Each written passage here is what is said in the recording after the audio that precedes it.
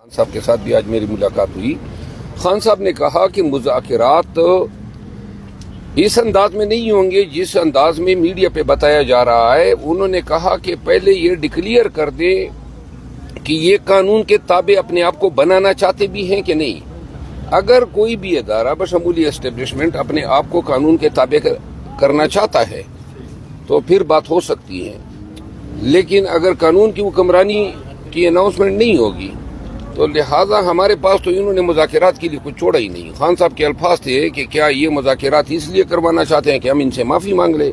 انہوں نے کہا میں ساری عمر جیل میں گزار دوں گا لیکن اپنے اصولوں پہ, حقیقی آزادی پہ اور عوام کو ان کا حق کی حکمرانی دینے پہ میں کبھی سمجھوتا نہیں کروں گا. بتائیے گا کہ مذاکرات کے حوالے سے کمیٹی تشکیل دے دی گئی, آپ مذاکرات کے حامی ہیں, مذاکرات کن سے ہونے چاہیے؟ کوئی کمیٹی تشکیل نہیں دی گئی ہے, یہ ویسے ہی ہوائی خبریں ہیں اور نہ کوئی مذاکرات ہونے جا رہے ہیں, نہ مذاکرات کا کوئی عندیہ خان نے دیا ہے. خان نے یہ کہا کہ کسی صورت ہم مذاکرات نہیں کریں گے, میں ساری عمر جیل میں گزارنے کو تیار ہوں, لیکن ان حالات میں کہ جہاں پہ مینڈیٹ چوری ہوا, 2 سالہ میں مار پڑی, ریزرو سیٹیں ہم سے انہوں نے ہاتھیائی, ضمنی الیکشن میں بدماشی اور غنڈہ گردی کی, ان حالات میں ہم مذاکرات اس لیے کریں کہ اب معافی رہ گئی ہے کہ ہم ان سے معافی مانگ لیں. خان صاحب فرما رہے تھے کہ جب تک تمام ادارے اس چیز پہ ایک اناؤنسمنٹ نہ دیں کہ ہم نے مذاکرات پاکستان کی فلاح اور پاکستان کے بہتر مستقبل کے لیے اور قانون کی حکمرانی کے لیے کرنی ہے, تب مذاکرات کی بات ہو سکتی ہے. لیکن یہ مست ہیں. باقی ہم نے نہ حکومتیں بنانے کے لیے کوئی مذاکرات کرنے ہیں, نہ ہم نے مصلحتوں کے تحت کرنی ہے. مصلحتیں کے تحت حکومت بنانی ہوتی پیپل پارٹی کے ساتھ ہم بنا چکے ہوتے ہیں, نہ ہم نے. اور کوئی بھی بات اگر ہوگی اور وہ کوئی چاہے تو یہ تمام جو مذاکرات کے جو یہ سیشنز ہوں گے پبلک تک ایکسیس بھی دینے پہ کوئی عذر نہیں ہے. لیکن مذاکرات کے لیے کنڈیشن پریسیڈنٹ یہ ہیں قانون کی حکمرانی اور بہتر پاکستان کے لیے. یہ اناؤنسمنٹ ہوگی تو تب کوئی سوچا جا سکتا ہے. مروت صاحب, یہ اناؤنسمنٹ کس کی جانب سے کی جائے گی؟ ان تمام سٹیک ہولڈرز کی طرف سے جو چاہتے ہیں کہ پاکستان کو اٹھائیں اور بنائیں. خان صاحب اور پورا پاکستان اس پہ قائل ہیں. معیشت آپ کی دیگرگو ہے. ابھی آنے والے بجٹ میں مزید انہوں نے عوام کی کال اتارنی ہے اور کوئی روڈ میپ نہیں ہے, کوئی ان کے پاس ایسا پیرافرنیلیا نہیں ہے کہ وہ یہ سجیسٹ کر سکیں کہ وہ قوم کو اس مصیبت سے کس طرح نکالیں گے. گیس کے کرائسس ہیں, بجلی کے کرائسس ہیں, پانی کے کرائسس ہیں, سیاسی کرائسس ہیں. ملک میں کسی بھی جانب کوئی سکون نہیں ہے. نہ انویسٹر ان حالات میں پاکستان آ سکتے ہیں. آپ کی ریمیٹنسز وہ تقریباً 8 بلین کا شارٹ فال کر گئے. آپ کی ٹیکسٹائل انڈسٹری جو ہے 6 بلین کو چھو رہی ہے. اس میں جو کمی ہوئی ہے 2021 اور آج کی, اور یہ رقم جو ہے تقریباً $16 بلین بنتی ہیں, جو $8 بلین جس کے لیے ناک پہ لکیریں کھینچ رہے ہیں IMF کے سامنے.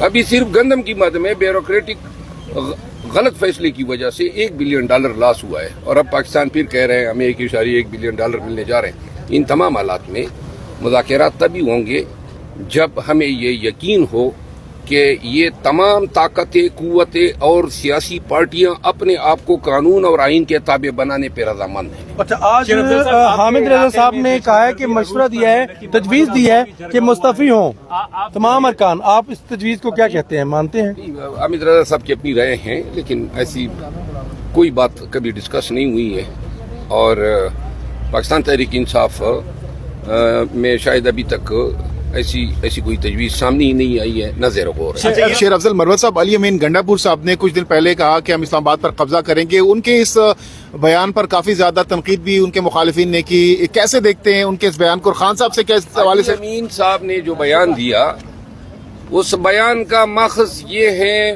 کہ جو جس طریقے سے PDM2 یا میاں شہباز شریف صاحب نے اقتدار پہ قبضہ کیا ہے, فارم 47 کے ذریعے قبضہ کیا, ہمارا مینڈیٹ چوری کر کے ہماری حکومت پہ یہ قابض ہو گئے, تو یہ ناجائز قابضین ہیں. 10 मरले या 1 मरले का प्लाट आपका कोई कब्जा करता है, कोई छोड़ने को तैयार होता है, तो लिहाजा ये कब्जा छुड़ाना हमारी आईनी, हमारी अखलाकी, हमारी सियासी, हमारी जमहूरी फराइज में शामिल है। तो अली अमीन खान का ये कहना कि नाजायज काबिजीन से अपना कब्जा वागुजार कराना, इंशाल्लाह इसके लिए हम अदालती जंग भी लड़ रहे हैं। इसके लिए हम स्ट्रीट्स पे निकलेंगे, हम जिद्दोजहद भी करेंगे, हम एहतजाज भी करेंगे और हम मुज़ाहमत भी करेंगे। और खान साहब से आज किन उमूर पर गुफ्तगू की और PSC चेयरमैन के हवाले से क्या डायरेक्शन दी गई है खान साहब? PSC तो वैसी देखें, PSC में क्या ऐसे सुरखाब के पल लगे हुए हैं कि हर एक, मैंने नहीं ये कमेटी मांगी थी, लेकिन अब मेरी वजह से जो है PSC अब मुतनाज़ा जो है, कुछ मीडिया की भी मेहरबानी है और कुछ दोस्त अहबाब की भी मेहरबानी है। उस हवाले से खान साहब से साफ़ी ने सवाल किया, मैं खान साहब के साथ ही खड़ा था, तो वो खान साहब ने कहा कि फिल वक्त तो मेरा नाम दिया, लेकिन उन्होंने कहा कि कल तक, चूंकि हमने कल तक ये नाम फाइनल करके देना है, तो इंशाल्लाह कल फाइनल नाम। इसके अलावा खान साहब से किन उमूर पर बातचीत की? इसके अलावा खान साहब फरमा रहे थे कि जो इवन फील्ड की वो 3 प्रॉपर्टीज जिसमें आले शरीफ को बरी किया गया, वो प्रॉपर्टीज अभी तक उनकी हैं, वो उसी में रिहाइश पजीर है और पाकिस्तान की अदालत ने उनको बरी कर दिया कि ताल्लुक कोई नहीं है। फिर वो खान साहब ने कहा कि वो जो 24 अरब रुपए थे, 16 अरब रुपए जो हैं वो FIA और 8 अरब रुपए नेब का रेफरेंस जो मियां शहबाज शरीफ के खिलाफ था, वो पैसे किधर गए? यही इदारे तो कहते थे कि ये मनी लॉन्ड्रिंग करते हैं, ये इंटरनेशनल चोर हैं, पाकिस्तान के खजाने को और पाकिस्तान के अवाम के पैसे लूट कर खा गए।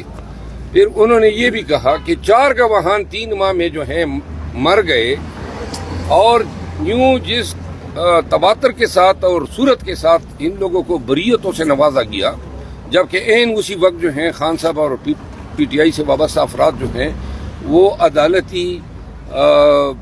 अदालती जबर की वजह से आए दिन जो हैं सजा पा रहे हैं। आज भी जो अलकादिर यूनिवर्सिटी ट्रस्ट केस था, उसमें जज साहब जो हैं बड़ी चाबकदस्ती के साथ जो हैं कार्रवाई कर रहे हैं। लगता ये है कि इधर से अगर खान की रिहाई होती है तो उधर से जो हैं खान साहब की सजायाबी का फैसला आएगा, ताकि खान साहब की रिहाई 1-1.5 माह मजीद इल्तिवा में पड़ जाए। यानी खान साहब ईद से पहले मुश्किल बाहर आएंगे? सारा दारो मदार जो हैं वो हाई कोर्ट में, आज हाई कोर्ट ने हमारी दूसरी समात जो है 6 मई को कर दी है। आए दिन वो दूसरी पार्टी आती नहीं है, सरकारी वकला, प्रोसिक्यूटर्स। इद्दत केस में भी यही सूरत हाल है। अदालतों को एहसास होना चाहिए, सजा आपने 17 दिन में दी, अपील को 2 महीने हो गए हैं और सिर्फ बात है, कंक्लूड नहीं हो रही। दहशतगर्दी अरूज पर है, वहाँ पर कौमी दरगाह हुआ है, टर्की की तरफ से ऑपरेशन की मुखालफत की गई। उसी दिन आप धीर में